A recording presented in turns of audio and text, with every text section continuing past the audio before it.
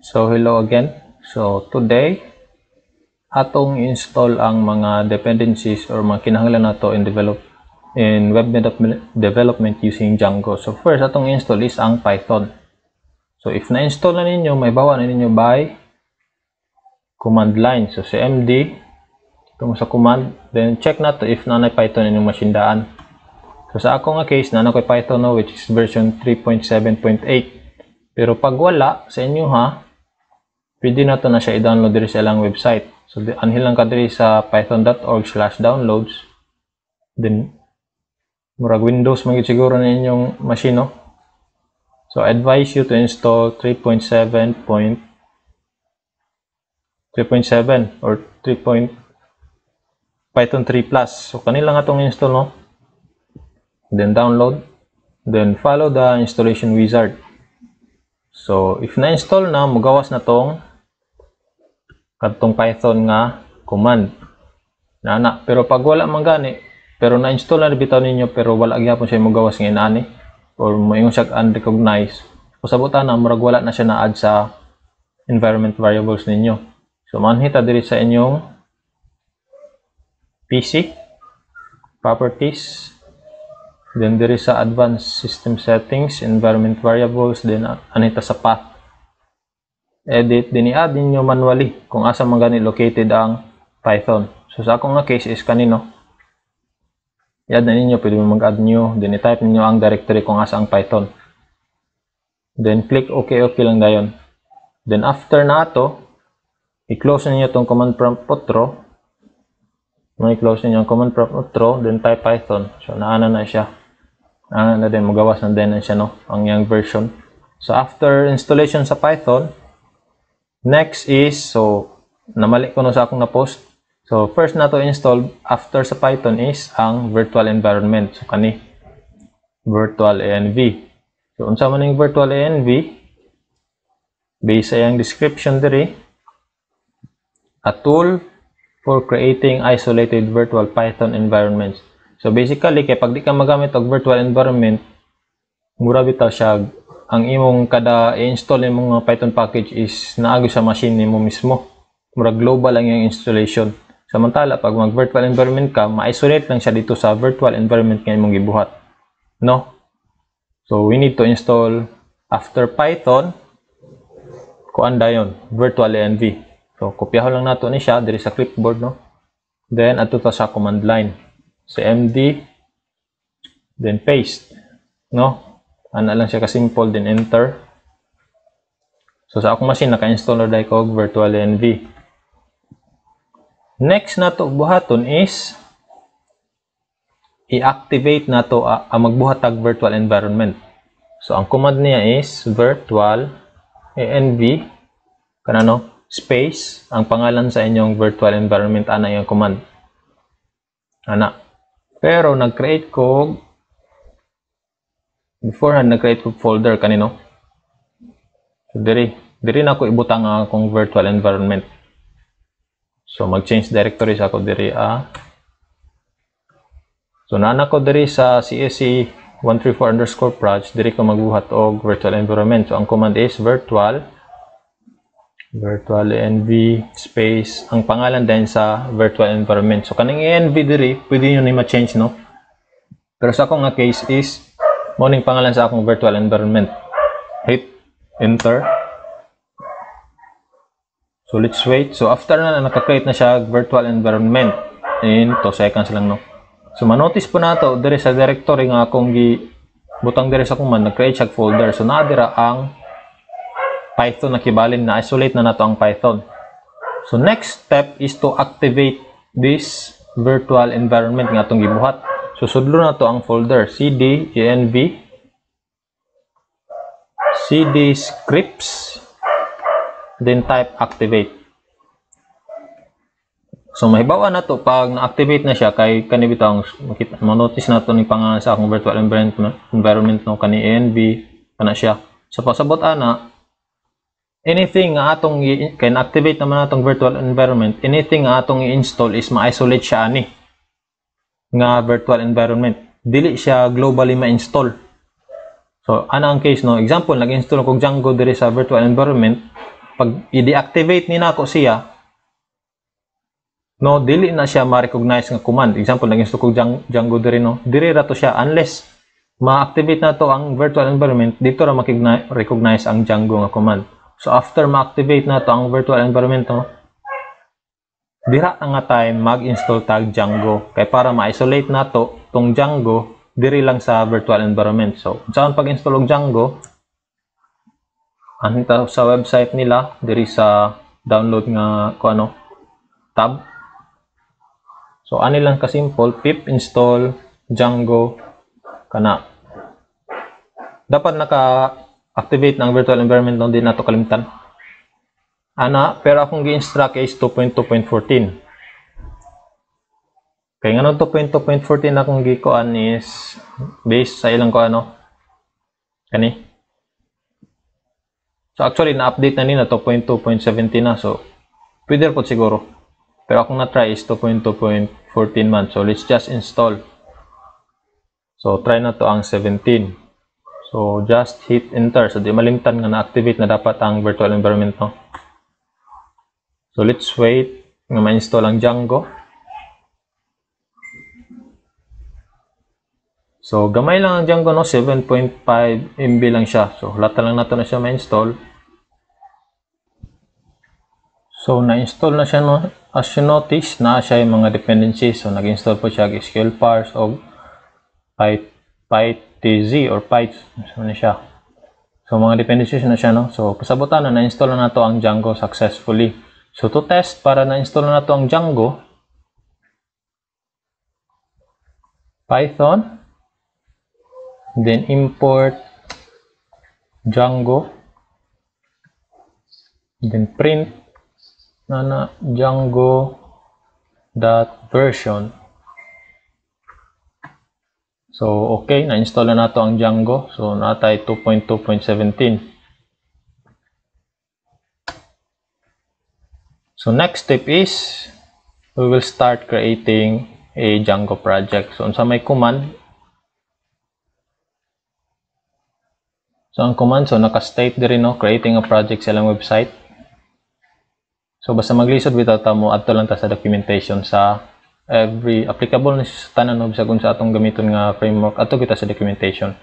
In creating a project, mo ni ang command. So Django admin start project my site. So pwede na to i-paste. Kaning my site, pwede ninyo ma-change. So depende kung sa'y pangalan sa inyong project. So dili sa nako nga command, magbuhat sa ko og mohawa sa ko diri sa directory sa virtual environment. Diri na ko sa csc134_proj. So diri na din ko magbuhat og Django project. So akong ipangalan lang is attendance system proj. So kamo na magbuhat, no, ang iyang command is Django-admin space start project, then ang pangalan din sa inyong project kani, then hit enter. So as you notice, wala siya gi-respond, no, pero pag tanaw na to atong directory diri is naa na din siya gi-generate nga mga folders in which nga naay mga Python file. So unsa man ni sila, nag-contain na siya og settings, URLs, then WSGI.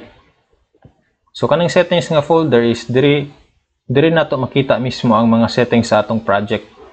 So naa diri ang database, no, database, ang static files, settings sa atong static files, asa nga directory, template, na po diri ang template, ang mga apps na po diri sa settings kung saan nga mga apps imong gamiton. So ang URLs na diha ang, of course, ang mga URL based sa iyang pangalan, no, nadira ang mga URLs, ikaw may mag-set. So WSGI basically interface na siya sa pag-deploy na ninyo pohon. So i-leave lang sa nato ni sila. So at least mo ni ang murag naong sa atong Django project using sa 2.2.17, no. Then na po siya manage.py. So basically kaning manage.py nani siya mga commands. So based sa name no, para ma-manage na to ang atong project or application. So mo pa ni ang sulod naka-create na tag isa ka project sa atong Django. So next step is to create an application sulod sa ani nga project. So ang Django to is ang project pwede mag-contain og several applications. No, then ang applications po is pwede magamit sa different projects. So basically pluggable ang atong application no. Example na kay another nga project ibuhat, kato imong buhaton na pud nga application, pwede po to sa ipansak dito. No, na lang na ibutang lang na siya sa settings. So later on makuha na to na ma-explore lang.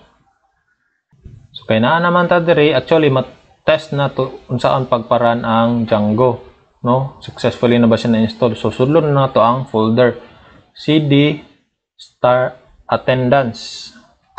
Ana, sulod na to na siya. So pag i-check na to ang directory na to na ang manage.py, no? So nanay command. So python manage.py run server. So ang Django is na built-in nga development server no. Kaniyang yung command. Run server, pag enter na nimo diretso, so mahatag na siya og IP address. So you have 17 unapplied migrations. Your project may not work properly until you apply migration for apps, admin. So na yung mga built-in nga apps ang Django kaning admin, auth, for authentication, content type, session. So nabo siya gi-state diri nga run python manage server to apply them. Pero pag pa nato gi-migrate, so kani ang yang link para ma-access nato ang atong Django. So i-try nato. So there is a browser, type lang nato siya. And then the install successfully worked successfully. Congratulations. So makita ninyo mo siya kay sa settings nato is ang debug nato is naka-true. So mulag po na diriya kung unsa man gani ginabuhat nimo. So again, pwede na to ma-change ang port actually. So pwede, if gusto na to siya ipa-access in a local network, so magamit ta og kani 0.0.0, then pwede 80 nga port if wala gigamit ang port nga 80. So allow access, then pwede na din 80 or walay port no. Oh, kanina din siya. Or kung unsa man gani imong IP address sa imong machine, check na ko IP config. So kaniya nga akong IP, pwede na diha invalid HTTP host header. So you may need to include to allowed host. So mustug-an ni siya no basta naka-debug true. So atong buhaton na is i-change nato ning sa settings kanino settings. So na ko notepad++ diri. So pangitaw nato to siya kani diri sa allowed host, mo man iyang giingon kanino sa allowed host. So settings na siya. So for the meantime magamit na lang sa taog asterisk, meaning mo dawat siya bisag unsa ana. Then automatically mo kuan ni siya mo reload bitaw ang Django nato. So karon i-refresh nato ni. So na-work na siya. Ma-access na ni sa local network. So na kailangan laptop kani ma-access na siya using your IP. Pag atong 0.0.0 imong gamiton nga kani during sa run server nga command. Naman to. Kani diri kani nga command no. Ma-access na din local ang imong application. So now let's create an app. So sa man create og app, so ato sang i-stop tong nagdagan nga command kani.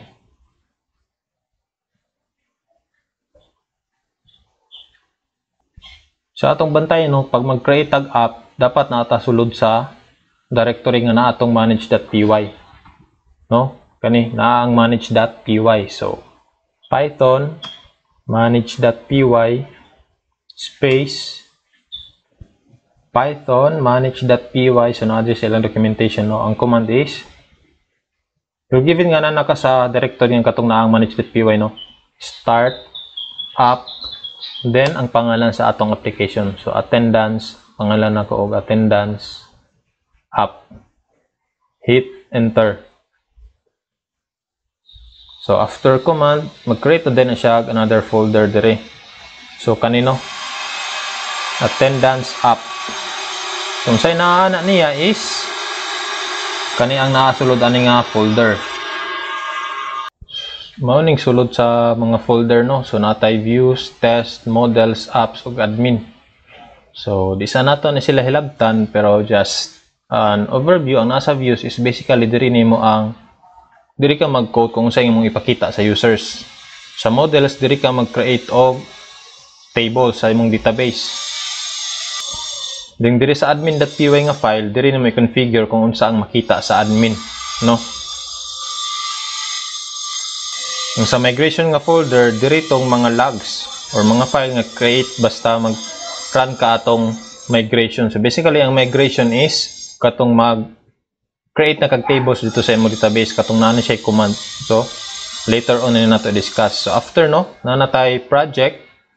Ang nasa project is natay gi-create nga app, attendance app, pero di pa ni siya, wala pa ni nato na configure sa settings. Just unkuan lang no. So kani bitaw nga folder, kani siya is pwede na to ni actually ma-change. So depende sa inyo ha. Kani. Ang di lang nato i-change kay kaning folder. Okay? So next step na to is i-publish ni nato sa GitHub.